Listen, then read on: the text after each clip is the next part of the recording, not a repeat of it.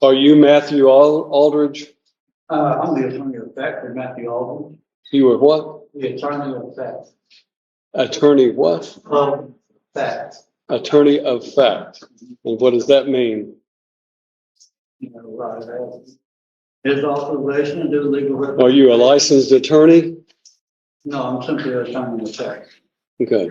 And does that mean you have a power of attorney? What is your name?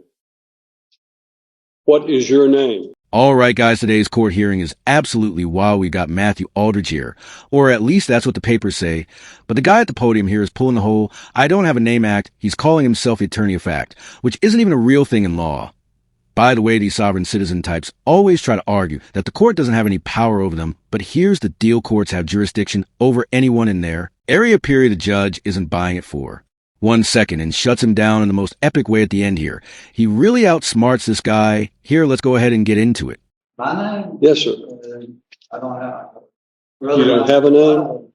Pardon? I'm the attorney of fact for the respondent in the area. Well, let me explain to you. Only an attorney at law can stand in court and represent a criminal defendant. And to do so otherwise violates the criminal law statutes of the state of Tennessee and could land someone who attempts to represent themselves as an attorney at law in serious trouble. I understand what you're saying. I understand you're saying an attorney in fact. And what I want you to understand is that if you have a power of attorney, then you need to demonstrate that power of attorney. Do you have a legal document called a power of attorney? No, I do not at this time. Okay. Then you don't have any authority to act on behalf of Matthew Aldridge in this court. You have no legal authority, nor do you have any authority through a legal document to represent or to act on behalf of Matthew Aldridge. Why don't the court just let me file this document? Show it to the bailiff and he'll show it to me. Apparently there's a copy here. I mean, it's one thing here the guy is claiming to be an attorney of fact, and to back it up, he literally just handed the judge some paper. I know you guys didn't get to see it because it was kind of a slow part here, but the paper basically quoted a made-up law that supposedly gives him the right to represent the person Matthew Aldridge, and for those wondering, real attorneys have to be licensed by the state and follow actual legal prode. Procedures, none of this DIY kind of honest single piece of. Paper legal fantasy stuff here. You know sovereign citizens like this guy love to argue about jurisdiction, as if declaring themselves above the law actually works. And spoiler, it doesn't. The courts rely on well-established laws, not imaginary ones. And the judge here is not here to entertain this nonsense, honestly. Is this whole sovereign citizen thing becoming more popular, or am I just unlucky enough to keep stumbling across these bizarre cases? Let me know in the comments. All right. Well, I find that Matthew Neal Aldridge has failed to appear personally in this court for the plea day on his case, which was set for trial tomorrow. And as a result, you have no standing, sir, under what I know what you're trying to do is to try to use the sovereign citizen approach to this situation. And I'm simply telling you that you do not have the right to represent Matthew Neal Aldridge. If you are, in fact, Matthew Neal Aldridge, then you need to say so and stop this nonsense, because that what you're attempting to do has no legal effect. You cannot challenge the criminal law or the jurisdiction of this court by simply filing some legal mumbo jumbo having to do with civil litigation. That has civil litigation in it. It is not a criminal case that you have cited. So it has no effect on this court regarding the criminal statutes of this court. This court is empowered under the Constitution of the United States of America and the Constitution of the state of Tennessee, and by the duly elected citizens of Cheatham County to empower and enforce the laws of the state of Tennessee. And that is what I'm going to do regarding Matthew Lynn Aldridge. Mr. Aldridge is set for today to appear in court personally on what we call our last plea day before his trial date tomorrow. Is that an Article 3 trial? To what? Will that be an Article 3 trial? A trial by jury with jury? It would be a trial by jury. Certainly it would be. But I don't know who you are.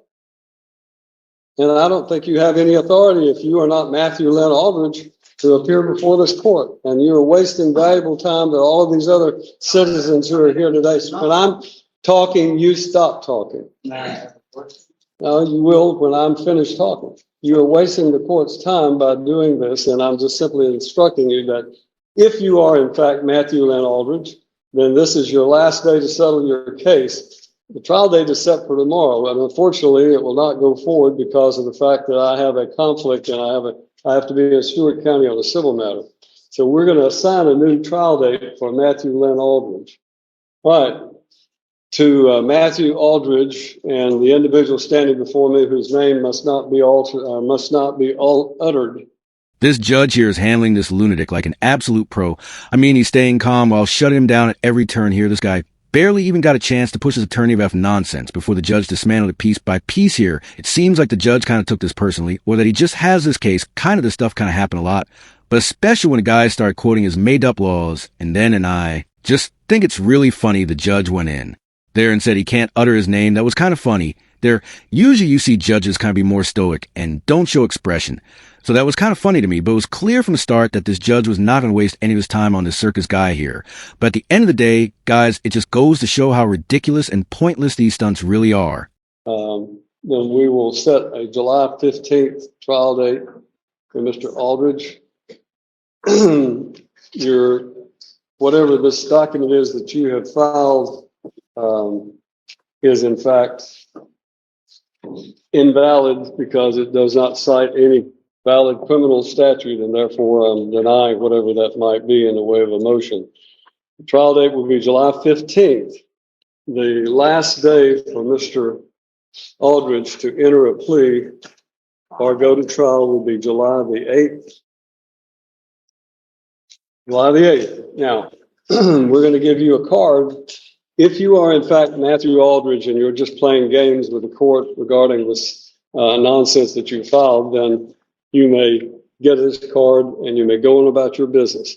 If you are not Matthew Aldridge, then I would suggest to you, you relay to Mr. Aldridge that he must appear on July the 8th, or a bond revocation will take place, and his case will be will take place with him in jail, incarcerated on the 15th.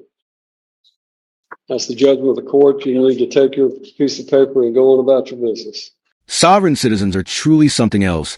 These are people who believe they can opt out of the legal system by claiming they don't recognize the government's authority. I mean, they'll spout off about things like common law or the UCC, which is a uniform commercial code, completely misunderstanding how these laws actually work. And just to be clear, the courts operate under federal, state, and local laws.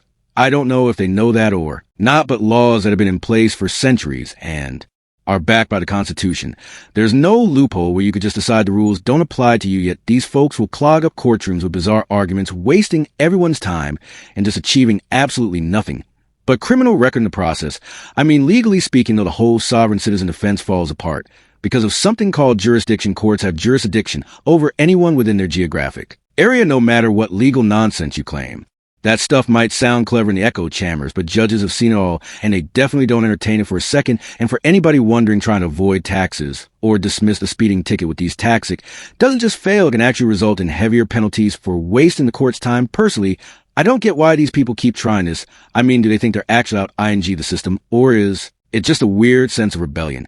I mean, either way, though, it's ridiculous. And honestly, it's kind of sad they're not even really fighting the system. They're just making fools of themselves. Anyways, guys, that's going to wrap up my breakdown for today. If you guys enjoyed, don't forget to like and subscribe. And let me know what you guys think about sovereign citizens in the comments below. Thank you guys so much for watching, and take care.